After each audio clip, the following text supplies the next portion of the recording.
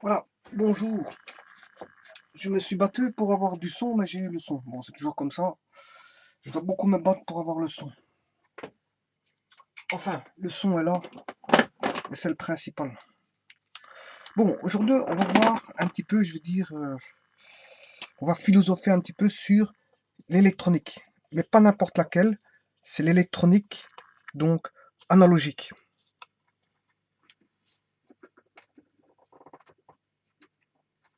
L'électronique analogique. Voilà, parce que en fait, avant d'entamer bon, les études de circuit électronique, on va d'abord définir certaines choses bon, qui seront fondamentales pour la suite. Bon, tout d'abord, il faut savoir donc, euh, que l'électronique, bon, on en trouve, je veux dire, quasi, je veux dire, quotidiennement. Hein, je veux dire, je veux dire, comment on appelle ça. Enfin, on va partir de l'utilisation de l'électronique pour parler des composants électroniques et puis des fonctions réalisées via ces composants. Donc, mais je pourrais faire l'inverse, hein. Parler, je pourrais parler des composants, je pourrais parler des composants électroniques. Ensuite, parler de l'électronique,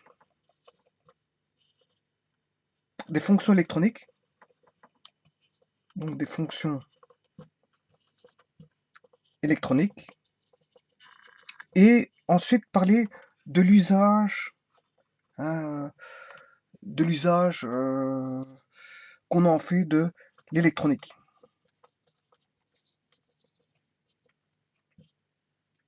Voilà. Bon, il faut savoir que l'électronique, on en rencontre tous les jours, hein. Bien que on rencontre beaucoup plus l'électronique numérique, hein, parce qu'on retrouve les ordinateurs, les iPads, les iPhones, comment, enfin pas mal de composants actuels que l'on retrouve qui sont en rapport avec l'électronique numérique. Mais l'électronique analogique a toujours sa place, a toujours sa place. Voilà. Donc, bien que l'électronique des composants discrets commence à céder beaucoup de plus en plus de terrain au profit de l'électronique numérique, ça vous l'aurez constaté, hein, et malgré tout, l'électronique analogique quand même a, possède quand même son espace à lui. Donc en fait, il n'a pas disparu, hein. Je veux dire, bon, on retrouve des composants discrets, malgré, je veux dire, comment est-ce qu'on appelle ça, on retrouve des composants discrets malgré le domaine de, malgré la, que l'électronique numérique a pris une énorme place dans le monde actuel, notamment grâce à l'évolution de l'électronique numérique qui évolue, je veux dire, dans un sens quasi constant. Il évolue à chaque fois, au point de, je veux dire, de miniaturiser la miniaturisation des circuits. euh, je veux dire, la miniaturisation des circuits, euh, on va dire, comment dire, aboutit à la miniaturisation du matériel. Et donc, ça intéresse énormément de monde d'avoir du matériel électronique de poche, hein, pouvant, je veux dire, être transportable facilement dans une poche. C'est surtout ça qui est intéressant. Et on voit l'évolution des circuits électroniques qui sont de plus en plus miniaturisés, des circuits intégrés. Hein, je veux dire, maintenant, l'équivalent d'un circuit électronique, l'équivalent d'un circuit, je veux dire, comment, d'un circuit intégré peut actuellement contenir l'équivalent de tout un micro-ordinateur, on va dire de moyenne puissance. C'est ça qu'on voit, la puissance, je veux dire, euh, la puissance je veux dire, de la miniaturisation qui intéresse pas mal de monde, notamment pour les télécommunications, les communications, et, surtout pour ça. Et pour comment est-ce qu'on appelle ça, l'électronique, l'électronique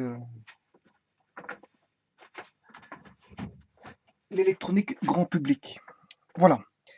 Bon, donc ici, l'usage de l'électronique, j'ai parlé de l'usage de l'électronique pour les temps modernes, hein, pour les temps modernes. Et l'électronique des temps modernes est fortement, je veux dire, euh, utilisée. C'est un, comment est-ce qu'on appelle ça? C'est un, l'électronique des temps modernes est un domaine d'application dont le besoin est énorme vis-à-vis de la population en elle-même, vis-à-vis du monde du travail en lui-même, et vis-à-vis des industries, des hôpitaux, vis-à-vis enfin, du professionnel et du civil. On retrouve l'électronique numérique à tous les stades, je veux dire, euh, euh, de la société, que ce soit dans une administration, dans un hôpital, dans une habitation. Voilà, on peut pas, je veux dire, se cantonner à mettre l'électronique à part.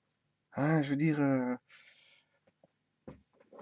le monde électronique à l'heure actuelle est un monde, je veux dire, qui fait partie du monde actuel. Il fait partie du monde actuel. Le fait d'avoir une habitation, ben, le fait de juste mettre un un système d'alarme, euh, fait qu'on utilise de l'électronique. Le fait de regarder la télévision fait qu'on utilise de l'électronique. Le fait qu'on écoute une radio fait on utilise, donc on est un utilisateur de l'électronique. Le fait, enfin, il y a pas mal de faits qui peuvent prouver que le monde actuel est dominé par, je veux dire, par l'électronique qui évolue quasiment euh, euh, au quotidien.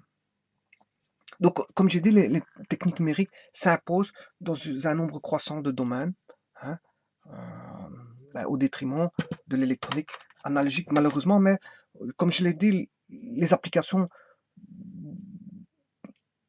d'électronique analogique, je veux dire, euh,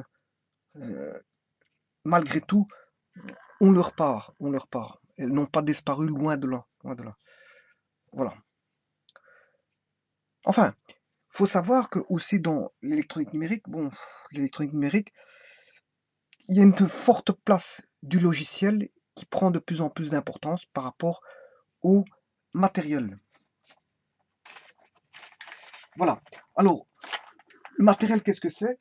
En fait, le matériel, c'est le hardware. Alors, euh, si je définis le hardware, en fait, euh, le hardware, ce sont toutes les parties mécaniques, hein, que ce soit plastique ou mécanique, électronique, bien sûr, magnétique d'un système euh, électronique. Bon, s'il s'agit d'un ordinateur, on peut dire que euh, ce sont les parties mécaniques, électroniques, magnétiques d'un système d'ordinateur, s'il s'agit d'un ordinateur, bien sûr, y compris les périphériques. Y compris les périphériques. Donc, sachez que l'informatique n'est rien d'autre que de l'électronique, je veux dire, de l'usage de l'électronique euh, avec un, comment est-ce qu'on appelle ça, avec de l'informatique intégrée donc à l'électronique. Il faut savoir que avant d'être du logiciel et du codage, c'est avant tout des composants électroniques à la base. Donc, faire de l'électronique, il y a plusieurs couches en fait. On a la couche électronique, et au-delà de ça, ben, on peut la couche électronique avec tout son matériel que je viens de définir, son hardware. Donc, on a une couche matérielle, hardware, et au-dessus de ça, on a la couche logicielle, software.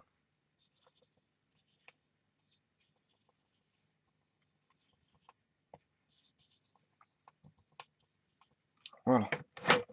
Donc, le software prend de plus en plus de place par rapport au hardware.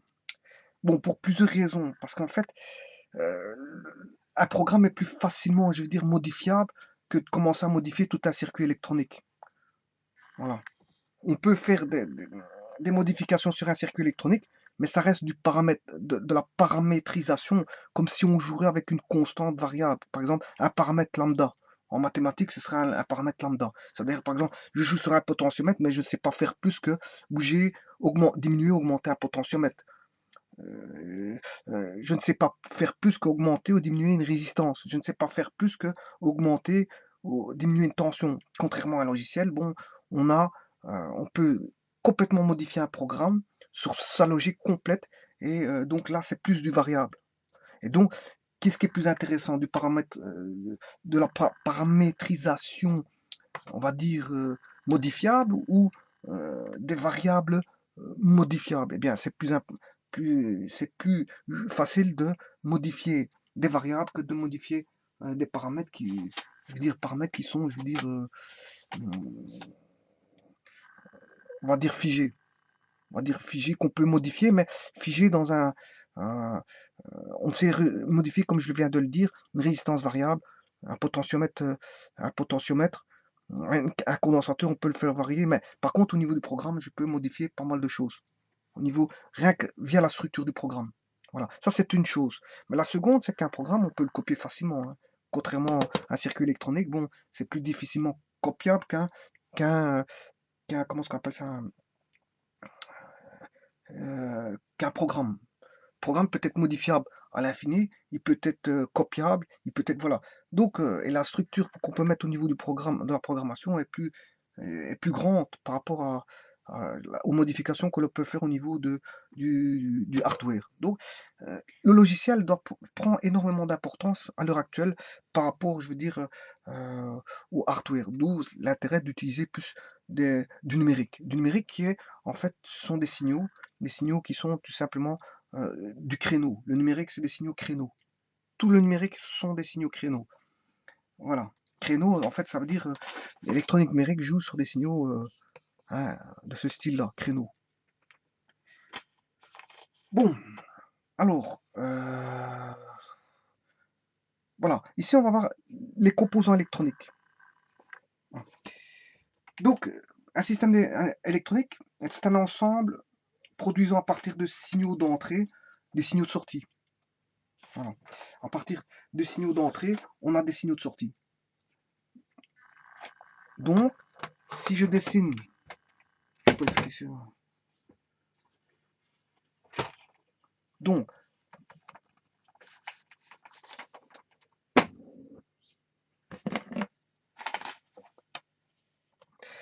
donc ici, à partir de signaux d'entrée, que je vais appeler SIN, en fonction du temps, hein,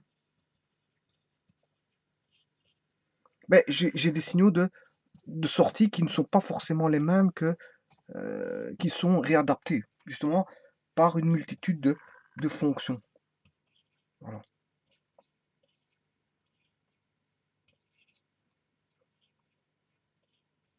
Voilà, ici on a la fonction F1, F2, et on peut continuer comme ceci, F3, F4. Bon, ouais, mais qu'est-ce que c'est qu'une fonction? Bien, une fonction, tout d'abord, si je fais l'analogie avec l'informatique, une fonction informatique, c'est une portion de code qui effectue une tâche ou un calcul relativement indépendant du reste du programme. Donc, je répète, en informatique, une fonction informatique est une portion de code, donc une partie de code, qui effectue une tâche ou un calcul relativement indépendant du reste du programme. C'est-à-dire qu'une fonction en informatique, si je la définis en informatique, ça reste un bout de programme qui fait une fonction bien précise, qui réalise un rôle, un but bien précis, voilà, qui lui est destiné. Là, on a une fonction propre, par exemple, calculer une factorielle, une fonction qui calcule une factorielle. Elle va faire que ça, calculer la factorielle, rien de plus. Donc, elle est dédiée, je veux dire, à calculer que la factorielle. Et donc, on retrouve pas mal, je veux dire, de fonctions en informatique, bien sûr. Ça, vous l'aurez deviné. Maintenant, quand je dis la définition euh, en informatique, la fonction est une portion de code. Mais qu'est-ce que c'est que du code? En fait, le code, c'est un règlement, tout simplement, pour la traduction des données. pour la traduction de data, hein, qui sont les données, et la traduction d'instructions. Mais traduction dans quoi? Ou vers quoi? Ben, dans un langage pouvant être compris et traité par le calculateur. Par exemple, euh, euh, euh, on va traduire du code C vers un langage euh, compréhensible par l'ordinateur qui est le langage binaire. Voilà. Mais si on met par analogie la définition avec au niveau électronique, on a des fonctions. Et si on fait l'analogie de définition par rapport à celle de l'informatique, on peut tout simplement dire la même chose. Si ce n'est que euh, ici, on n'a pas de code, on a des circuits. On a des circuits. Donc le code ici ne sera pas des circuits. Le code, enfin ici on n'aura pas de code, on aura des circuits. Donc en fait, ici, on aura, en informatique, on aura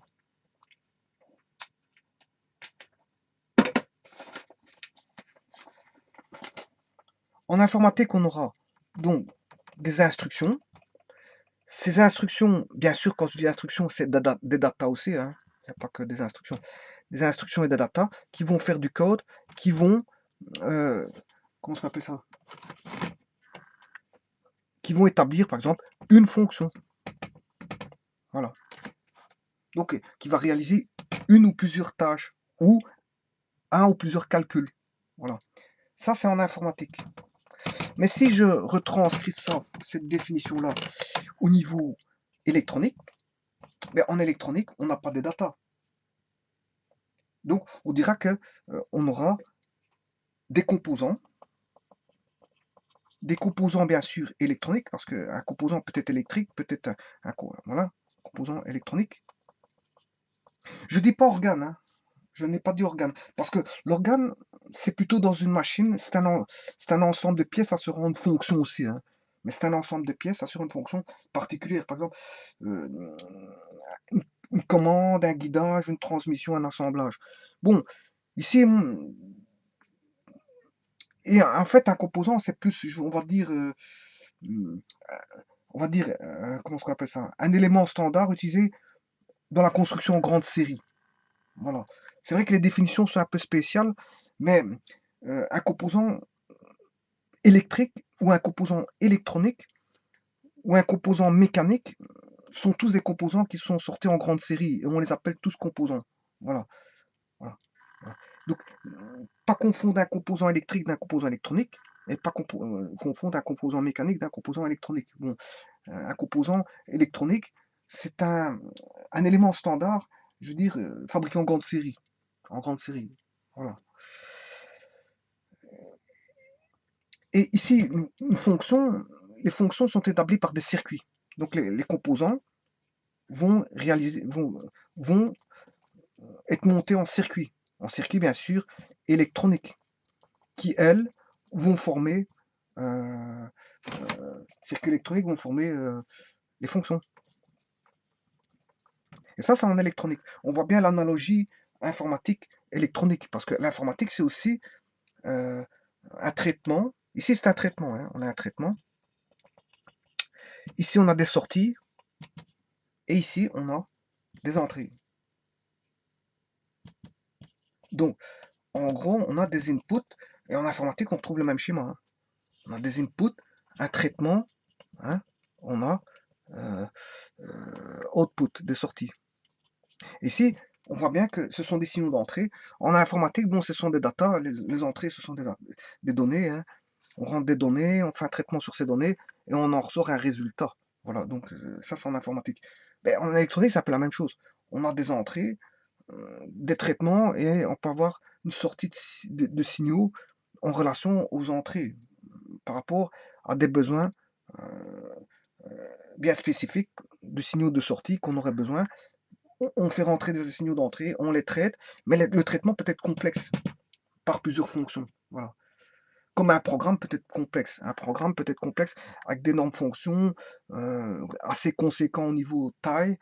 Bien sûr, la taille, ça ne veut rien dire, hein, parce que si un programme en taille, il peut être réduit par un très bon programmeur, hein. Si un programmeur programme très bien, il peut réduire fameusement la taille d'un gars qui n'est pas si professionnel que ça, qui fait un grand programme. Ici, c'est la même chose. On peut avoir des tailles complexes, comme on peut avoir des tailles de fonctions faibles. Donc, faut pas confondre organes, composants et circuits. J'ai tout défini et voilà. Voilà. Organes, on parle plus d'organes au niveau mécanique. On va éviter le mot organe ici. Organe. Euh, Pas confondre aussi la définition d'organe en jeu dans d'autres définitions, hein. Ah, fonction aussi. Bon, ici on est dans les fonctions électroniques, hein. J'ai parlé des fonctions informatiques et des fonctions électroniques. Mais la fonction peut être intervenir en mathématiques, hein. Ça n'a rien à voir.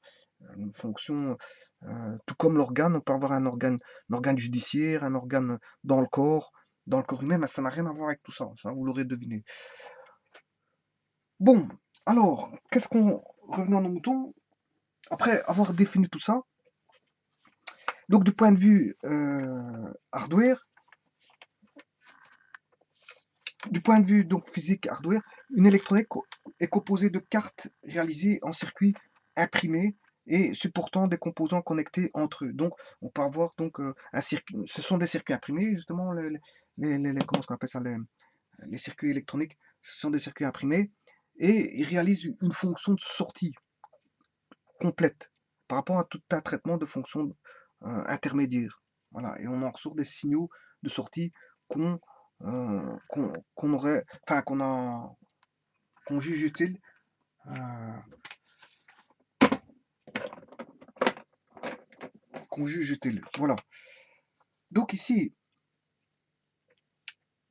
les composants sont interconnectés entre eux. Bon, soit en fichiers, hein, soit dans des slots ou dans, hein, on retrouve souvent du matériel électronique par carte qui sont en fichiers. En fichier. Bon, l'enfichement en électronique, l'enfichage, je crois qu'on dit enfichage. En électronique, je veux dire, est fort important. Quand on regarde bien tous les périphériques, hein, ne fût-ce que ma cam, elle est enfichée sur ma carte mère via enfin, comment on appelle ça, un connecteur USB. Voilà. Et je peux connecter toutes sortes d'appareillages périphériques qui vont venir se connecter donc à, à- à la carte mère de mon ordinateur, par exemple, via de l'enfichage. Tout se fait par enfichage. Si je veux mettre de la mémoire, j'enlève la mémoire, je l'enfiche. Si je veux mettre un nouveau disque dur, ben, j'enlève l'ancien disque dur, je vais enficher le nouveau disque dur. Donc, en fait, l'électronique, bon, ce sont tous des périphériques euh, d'entrée-sortie, et en fait, qui vont venir, on va dire, s'enficher sur un composant, enfin, sur une carte principale qui est le cœur du système, en fait. Donc, suivant la complexité du système, celui-ci peut contenir de une à plusieurs centaines de cartes rassemblées en mémoire. Voilà. Les cartes sont enfichées dans des connecteurs, permettant donc le passage des signaux de l'un à l'autre. Par exemple, comme je viens d'expliquer, la carte mère d'un ordinateur personnel qu'on appelle un personal computer. Donc, le système électronique est composé donc de circuits élémentaires, réalisant des fonctions simples, et celles-ci sont placées soit en parallèle, en série, mais on peut les mettre en cascade, hein, hein. On peut faire des mixtures de tout ça en cascade, faire des parallèles séries, et voilà. Et tout ça pour réaliser, bien sûr, des fonctions complètes. Par exemple, ici il est en série, ici F1 est en série avec F2, mais je peux mettre, par exemple, F4, F5, voilà. Ici, ces deux-ci en parallèle, pourquoi pas. Voilà. Et on peut avoir des retours, hein. Je peux avoir un retour. Voilà, donc c'est des cascades en fait. Voilà, de façon à réaliser plusieurs fonctions complètes. Ces macrofonctions sont elles-mêmes des parties de l'ensemble ou son entièreté. Donc chaque circuit élémentaire utilisait des composants de base tels que je vais le voir maintenant. Voilà. Donc ici, les composants de base, je vais les décrire maintenant. Donc en fait, c'est ça une électronique. C'est ça. Un système électronique, bon, c'est beaucoup de cartes en fichiers, hein, des circuits, je veux dire, comment est-ce qu'on appelle ça, des circuits tout faits. Maintenant, on va vers la miniaturisation, donc ce sont des circuits intégrés. Et notamment, qu'est-ce qui prend plus de place? Eh bien, c'est le logiciel par rapport au hardware. C'est le software qui prend plus de place par rapport au hardware, hein. Comme je l'ai relevé tout à l'heure, bon, c'est plus facile de copier un programme que, je veux dire, commencer à copier un circuit imprimé, le refaire, euh, surtout s'il est complexe. Voilà. Maintenant, vous allez me dire que copier, oui, d'accord, mais ça pose un problème aussi, hein, délicat, qui est le problème de la protection, bien sûr, des secrets de fabrication qui sont les, comment ça s'appelle ça, enfin, les secrets de fabrication. Le know-how. Le fait de copier, bon, c'est interdit normalement, mais bon, le logiciel permet facilement de copier. Bon, bien sûr que là, on a vu qu'il y a une explosion de copies hein, de programmes qui font que, bon, ça pose un problème au niveau éthique, au niveau économique. Voilà. Bon, maintenant, on a dit que je vais répéter, résumer, et puis après je vais passer aux composants. Donc on a des signaux d'entrée qui vont entrer dans un système de traitement composé de fonctions que j'ai définies. Ces fonctions réalisant toute une panoplie de jeux complexes de fonctions disposées, je veux dire, en cascade, permettent d'obtenir des signaux de sortie déterminés, suivant les besoins spécifiques. Et ces besoins spécifiques sont repris dans des cartes qui sont enfichables. Voilà. Et un système électronique peut être composé de milliers de cartes comme ça, des milliers de cartes. On peut penser, je veux dire, je veux dire, une industrie où on a toutes des cartes de microcontrôleurs, je veux dire, qui sont, je veux dire, interconnectées dans un système, je veux dire, euh, ou ne fût-ce que, si on prend par exemple comment est-ce qu'on appelle ça, les systèmes de stockage de données, les serveurs, ben, rien qu'en regardant les serveurs, on peut voir le nombre de cartes électroniques en fichier, hein.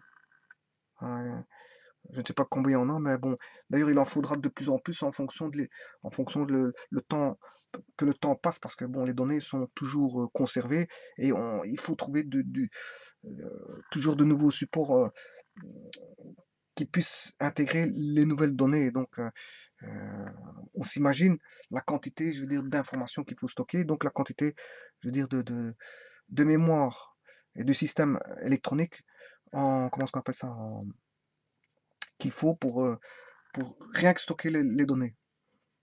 Voilà, donc un système électronique peut être dire composé de milliers de composants en fait électroniques, si pas plus. Voilà. Donc maintenant je vais voir le composant, enfin de milliers de circuits, milliers de circuits. Pas confondre les circuits électroniques et les composants. Parce que les composants, qu'est-ce qu'on retrouve comme composants en électronique? Ben, les composants, on retrouve donc les diodes, les résistances. Les diodes, tu as toute une panoplie, hein. Bon, c'est pas le but de voir la panoplie de diodes, ni la panoplie de résistance, ni la panoplie de capacité. C'est pas le but. C'est simplement de citer les différents composants qu'on utilise en électronique. Bon, donc en fait, on utilise quoi? Donc capacités, ce sont des condensateurs. On les appelle capacités ou condensateurs. Euh, alors, comment est-ce qu'on appelle ça? Les transistors. Les transistors, euh, les thyristors, les diacs, les triacs, euh, les selfs, ou encore les bobines, hein. Enfin, les bobines, c'est plus utilisé, je veux dire, en électricité. Ou des petites selfs utilisées. Ouais, l'électronique, c'est plutôt de la petite tension, petit courant. Sauf quand ça devient un peu plus grand, on passe vers vers un autre type d'électronique, en fait. Bon, donc des selfs, des bobines, on peut retrouver des petits composants comme des CTN, des coefficients de température négatifs et positifs, hein, des transformateurs, on retrouve des transformateurs, des petits bien sûr, hein, et des fusibles. Parce que si ce sont des très grands, bon, à ce moment on est dans le domaine de l'électricité et plus dans le domaine de l'électronique. Les petits courants, petites tensions, c'est en électronique, hein. Gros courant, grosse tension, ça va plutôt soit en électronique de commutation ou soit en électricité. Voilà, donc on retrouve des diodes, des résistances, des capacités, des transistors, des thyristors, des diacs, des triacs, des selfs, des résistances CTN, des résistances CTP, des transfos, des, des fusibles, bien sûr les transistors, il y a les FET, les JFET, les MOSFET, les JFET, les UJT, les bipolaires, etc. Mais le but, c'est pas de voir tout ça. Voilà, ça c'est voilà. Euh, Bien sûr, on retrouve aussi des amplis opérationnels, des amplis opérationnels,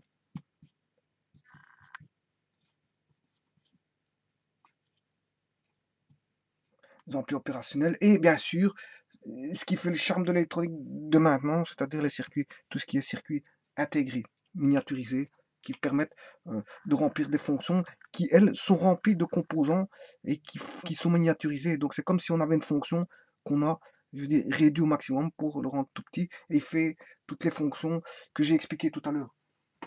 Donc, si on prend plusieurs fonctions comme ceci, on le met dans une carte, mais si on miniaturise ceci, ben, c'est ce qu'on appelle un circuit intégré. Bon, alors, ça, ce sont les composants. Mais les composants permettent de faire quelle fonction?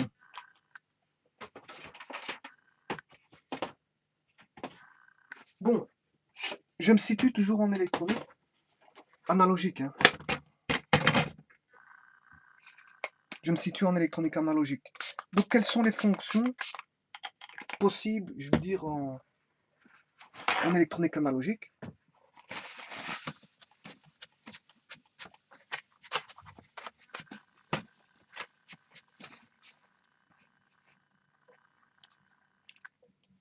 Donc, on va retrouver, bien sûr,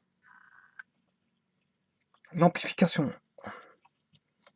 Ça, c'est le rôle, la fonction d'amplification.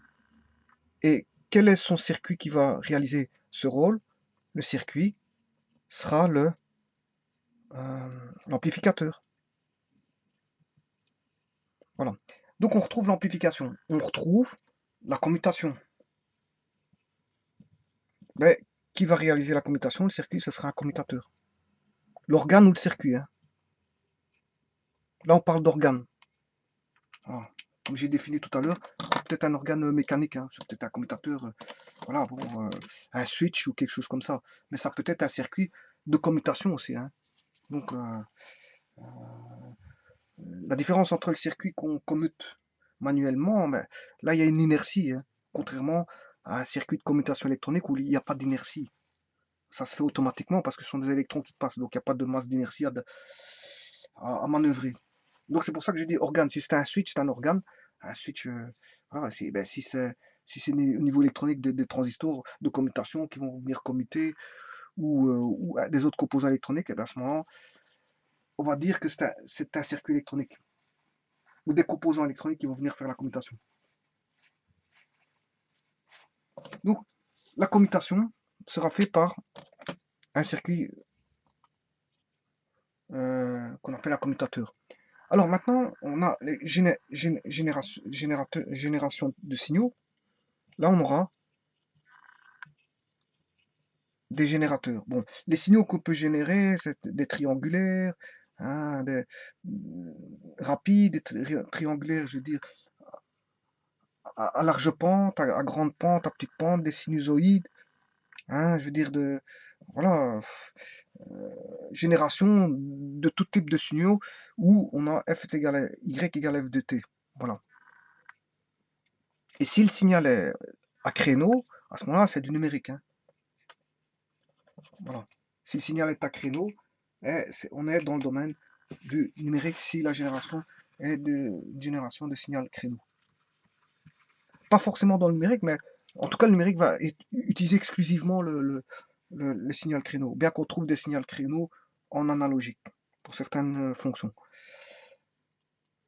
Voilà. Ensuite, on a donc les oscillations.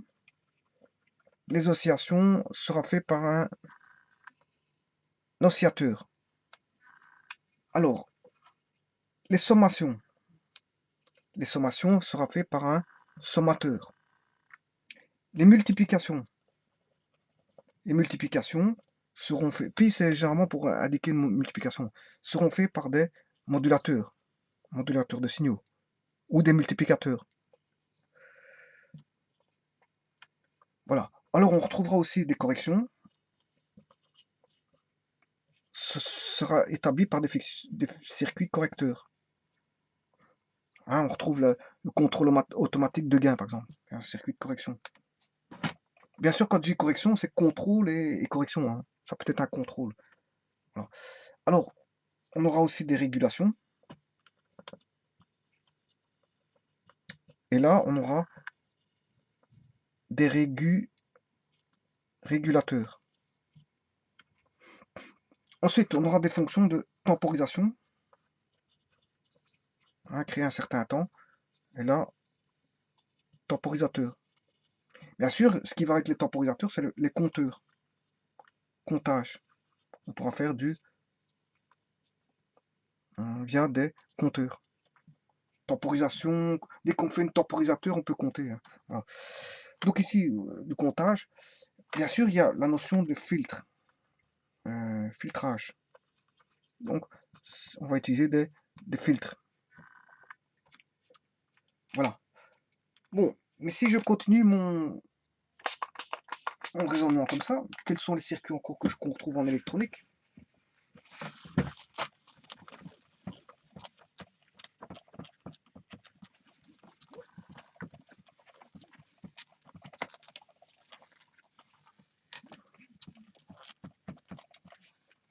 On va retrouver, donc, on a du filtrage, de la limitation, via des limiteurs de signaux. Comment est-ce qu'on appelle ça, au niveau calcul, j'ai des sommateurs, multiplicateurs, mais on a aussi des différenciateurs mathématiques. Hein. Ce sont des euh, différenciations. Le rôle, c'est une différenciation et c'est réalisé par le différenciateur. On peut faire une intégrale. Différenciation, c'est une dérivée. D sur dx. Voilà. Alors que l'intégrale, c'est l'intégrale de f dx. Ici, on a une fonction, f de t. F de t. Voilà. Donc là, c'est l'intégrateur.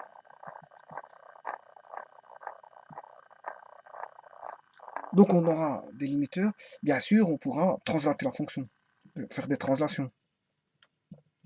On aura des translateurs. Bien sûr, quand je dis translater, on pourra la monter, la descendre, hein, translation en Y ou vers le haut ou vers le bas, ou en X vers la droite ou vers la gauche. Bon, une translation, on pourra faire ce qu'on veut au niveau de la fonction, jouer. On pourra même l'augmenter de taille, voilà.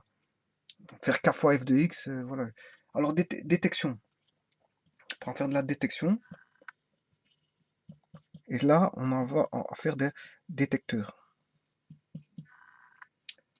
Alors, on pourra faire des déviations, comme on retrouve dans un écran de tube cathodique, on dévie un électron. Là, on fera ça à l'aide de comment ça s'appelle ça, d'un circuit de déviation, par exemple à bobine. Déviation à bobine. Alors, on pourra, je veux dire, donc des déviations, on pourra faire des comparaisons. À l'aide d'un comparateur. Comparaison de quoi? On peut comparer beaucoup de choses. Hein. 2 valeurs, 3 valeurs, 4 valeurs.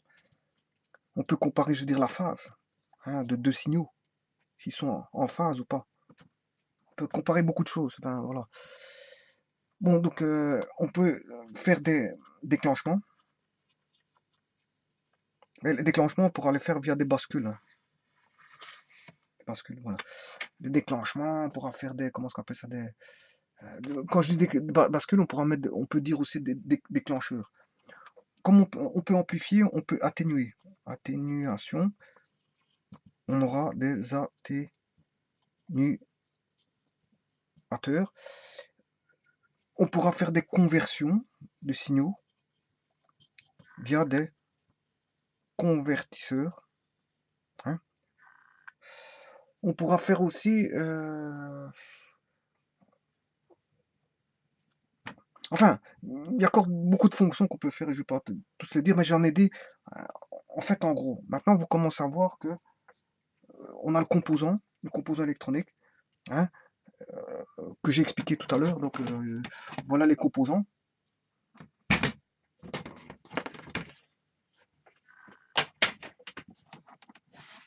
Un composant, là, on doit voir le fusible, le transfort, le fusible. Donc, ici, c'est ça, j'ai décrit beaucoup de composants et j'ai décrit les fonctions que l'électronique, grâce à ces composants-là, hein, assemblés dans un montage bien spécifique, hein, qu'il faut étudier.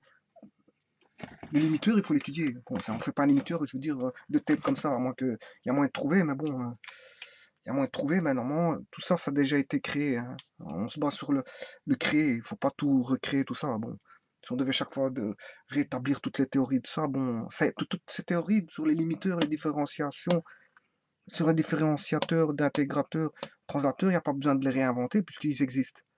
Attends, il suffit de connaître ça et d'appliquer ça pour avoir les signaux que l'on veut. Voilà. Il suffit pas de refaire je veux dire, réinventer le monde. Le monde existe déjà. Voilà. Les bascule de Schmitt, on va pas réinventer le bascule de Schmitt. Il faut étudier la bascule de Schmitt, comment elle fonctionne, et comment on la câble, et à partir de là, bon, on a une bascule. Voilà, parce qu'il suffit pas de réinventer tout, c'est faux ça. Il faut connaître convenablement bien ça. Un électronicien se doit de connaître toutes ces fonctions-là et tous les circuits, je veux dire, comment on les monte, comment on les câble et comment on les utilise. Voilà, c'est surtout ça qu'il faut savoir. Bon, dernière chose,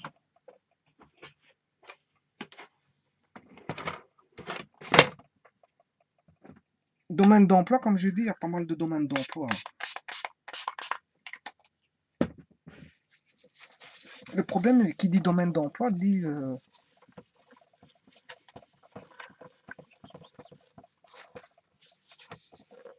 subdivision en fonction des besoins et du domaine d'application par rapport au domaine général. C'est-à-dire, je m'exprime. En fait, on aura plusieurs types d'électronique, c'est ce que je vais expliquer. Il y aura l'électronique de mesure. L'électronique de mesure, c'est tout ce qui est, par exemple, la prise de mesure. Tout comme en informatique, on ne peut pas connaître l'informatique. Hein. Toute l'informatique, c'est impossible de connaître l'informatique, parce qu'il y a l'informatique des réseaux, hein, l'informatique système, il y a l'informatique, comment est-ce qu'on appelle ça? Des bases de données, l'informatique des algorithmes. Hein. C'est pas dit que quelqu'un qui fasse du réseau cherche à faire des algorithmes. Hein. Il y a, comment est-ce qu'on appelle, l'informatique des jeux. L'informatique, je veux dire, l'informatique système est déjà en lui-même difficile. Hein. Déjà, je veux dire, par exemple, c'est l'assembleur, c'est jouer avec l'assembleur et je veux dire, paramétrer des programmes en assembleur pour faire fonctionner certaines choses système, au niveau du système. Donc, on a les bases de données, les algorithmes, les jeux, comment, les jeux, les sons, hein, savoir programmer en MIDI. Quelqu'un qui sait programmer des bases de données n'est pas forcément apte à programmer des sons MIDI, par exemple. Voilà. Voilà.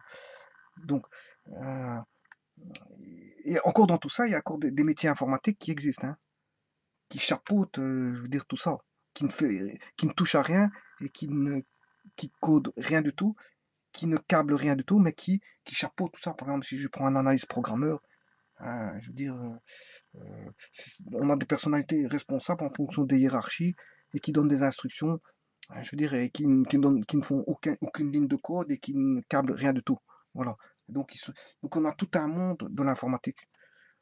Généralement, l'informatique, les utilisateurs de l'informatique peuvent se dénommer comme, on va dire, utilisateurs de l'informatique. Je ne sais pas si on peut les appeler informaticiens, mais quelqu'un qui répare des, des ordinateurs, il peut s'appeler informaticien. Oui, pourquoi pas. Il répare des ordinateurs. C'est un informaticien. Mais il ne programme pas. Donc vous voyez que le monde de l'informatique, je veux dire, est énorme. L'utilisateur de l'informatique est quelqu'un qui fait hein, du programme sur Internet, des programmes sur Internet, c'est un informaticien. Quelqu'un qui fait programme de son média est un informaticien. Quelqu'un qui programme des jeux est un informaticien. Celui qui fait des algorithmes est un informaticien. Celui qui programme des bases de données est un informaticien. Mais en fait, quand on dit informaticien, il ne connaît pas tout ça. Il ne connaît pas tout ça forcément parce que c'est un monde immense. Donc, qu'est-ce qui se passe? Ben, en fait, on va utiliser suivant un domaine bien précis. Enfin, l'informaticien va jouer dans un ou plusieurs cadres. Il peut connaître les bases de données et les algorithmes, mais pas tout. Pas tout, c'est pas possible. Connaître tout, c'est pas possible. Voilà. Voilà, parce qu'il y a encore l'Internet, il y a encore maintenant, il y a encore le monde de la programmation des iPhones, etc., etc. Bon, voilà, on peut pas tout connaître. Il y a encore le monde des, comment est-ce qu'on appelle ça, des automates programmables. On dit automaticien. Ouais, vous voyez, on a attribué un nom à ça, automaticien, mais c'est rien d'autre qu'un informaticien. Parce qu'il connaît le système binaire, hexadécimal, et il utilise des fonctions de temporisation, des fonctions, hein, comme on peut retrouver, je veux dire, en informatique ou autre. Et puis l'automaticien peut utiliser du WinCC. WinCC qui est un programme en C, hein, c'est le programme en C, pour, je veux dire, mettre comment on appelle ça, un processus, voir un processus, je veux dire, créer un processus et le mettre en œuvre et le visionner, pour voir si son programme va fonctionner, je veux dire, en, quand il sera câblé sur des automates programmables. Voilà, donc en fait, l'automaticien n'est rien d'autre qu'un informaticien aussi, hein, mais dans le système industriel. Voilà, donc tout cela, un utilisateur d'Excel, est-ce qu'il est informaticien? Ben oui, pour moi c'est un informaticien aussi. Hein, voilà, donc le mot informaticien, il faudrait redéfinir. Mais on ne le redéfinit pas parce qu'on donne des sous-domaines, euh, à chaque, au domaine de l'informatique, on donne des sous-domaines. Eh bien, il en est de même pour l'électronique. L'électronique, que ce soit grand public ou autre, ben, on a donné des sous-domaines électroniques. Et alors à ce moment, on retrouve, par exemple, l'électronique de mesure. Ben, les prises de mesure, quelqu'un qui va dans une industrie et qui prend des mesures, des points de mesure, bon, de fréquence, de tension, de courant, de résistance d'isolement, euh, d'analyse de signaux, etc. Tout ça, on peut dire que bon, fait partie du domaine de l'électronique de mesure. Donc on va dire que c'est un électronicien. Bon, celui qui est dans l'électronique des capteurs. Donc le capteur, c'est tout ce qui est bon. On retrouve beaucoup de capteurs dans les véhicules, hein. Capteurs de température, capteurs de pression d'air, capteurs. Enfin, il y a pas mal de types de capteurs dans un véhicule. On peut avoir des capteurs de pression, des capteurs. euh, un capteur, c'est tout ce qui traduit, je veux dire, une grandeur physique réelle, hein, vitesse, rotation, vitesse de rotation, vitesse linéaire, je veux dire pression, température, hygrométrie, en éléments électriques ou électroniques, c'est-à-dire en courant en tension. Voilà, c'est ça le monde des capteurs. Voilà, donc il y a tout l'électronique des capteurs. Voilà. On a l'électronique aussi de régulation et de correction. Parce qu'il faut savoir que quand on fait une électronique, tout ne fonctionne pas comme on le croit. Il faut beaucoup corriger les circuits, hein, pour avoir le bon signal en sortie. Généralement, quand on fait un circuit électronique, on n'a pas le bon signal. Il faut le corriger par des correcteurs. Des correcteurs. Voilà. Surtout que bon, dans le monde industriel, il y a des parasites, etc., etc. Il faut prendre en compte les perturbations et donc il faut corriger les perturbations extérieures qui peuvent venir dégrader un signal qui va de l'entrée vers la sortie. Bon, ça c'est l'électronique de régulation, l'électronique de correction. L'électronique de régulation, c'est aussi une électronique qui permet, à partir d'une consigne, d'avoir un signal de sortie bien avec, avec un pourcentage, je veux dire, de précision par rapport à la consigne qu'on a demandée. Sachant qu'il y a des perturbations, je veux dire, de tout à Takabi dans le monde extérieur. Donc, qui fait qu'on n'aura pas forcément, je veux dire, la réponse automatiquement quand on l'a demandé. Non, à un moment donné, bon, on l'aura à un pourcentage près, mais pas à 100%, mais après un certain temps, pas tout de suite. On essaie de réduire le temps justement euh, de réponse il faut que la réponse soit demandée soit la plus rapide possible. Bon, à côté de ça, on retrouve l'électronique de commutation, hein, l'électronique des redresseurs aussi, l'électronique de puissance, hein, on retrouve l'électronique de l'électroménager, parce que dans l'électroménager, on a des composants électriques, mais parfois avec si je prends par exemple une machine à laver, ben, on la commande via une tablette de commande. Donc c'est un circuit électronique. Et bien sûr, il y a une mémoire. Tout comme dans les voitures, il y a des mémoires aussi, hein. On commande maintenant, tout se fait par électronique. Donc en fait, on a un ordinateur de bord, on a des signaux d'entrée et des signaux de sortie, plus des signaux de retour de mesure. Voilà, donc en fait, en électroménager, on a aussi de l'électronique. Voilà. Bon, on a l'électronique de tout ce qui est commande d'éclairage, hein. L'électronique de. Faut pas oublier aussi qu'on a l'électronique de l'échantillonnage, l'électronique numérique, comme j'ai expliqué, hein, qu'on retrouve dans les ordinateurs, les tablettes, les portables, voilà, les iPhones, les iPads, enfin, voilà.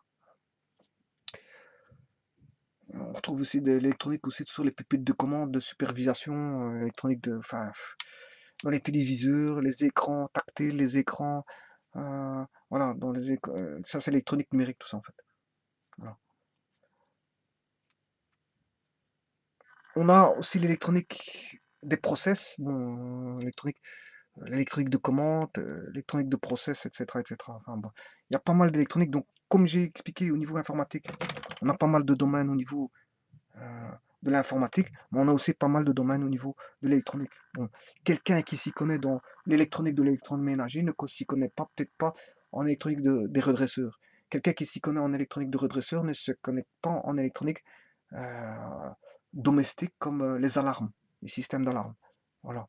Un électronicien, quelqu'un qui se dit électronicien, qui se dit, bon, moi je fais des alarmes tous les jours, ben, c'est pas dit qu'il est apte à faire un système de régulation. Quelqu'un qui est apte à faire des systèmes de régulation n'est pas apte forcément à, comment on appelle ça, à, à- à faire de l'échantillonnage. Voilà. À prendre des mesures, ne fût-ce que dans, dans un système échantillonné. Voilà. Quelqu'un voilà. Et on peut, je veux dire, par contre, ils ont un point commun. Ils doivent savoir prendre des mesures. Ça, bon, c'est pas un spécialiste d'électronique de mesure, mais au moins ils doivent tous savoir prendre des mesures. Voilà. Tout comme l'informaticien, dont les informaticiens, ils ont tous un point commun, ils doivent tous savoir utiliser au moins un ordinateur. Voilà, à la base. Voilà, ici j'en ai fini pour vous dire de parler du cadre, donc on va dire de comment on appelle ça, de l'introduction. C'est une petite introduction à l'électronique analogique. Et j'ai parlé un petit peu de quoi est composée l'électronique analogique, c'est-à-dire des composants. Que fait-on avec les composants? Ben, on fait des fonctions. Euh, et ces fonctions se retrouvent dans divers domaines comme les divers types d'électronique que j'ai expliqué. Voilà. Et que l'évolution des circuits électroniques vont dans le sens de plus d'intégration, de plus de miniaturisation et de plus de, je veux dire, de plus de logiciels que de composants, que de montage de composants discrets. Voilà, je vous remercie.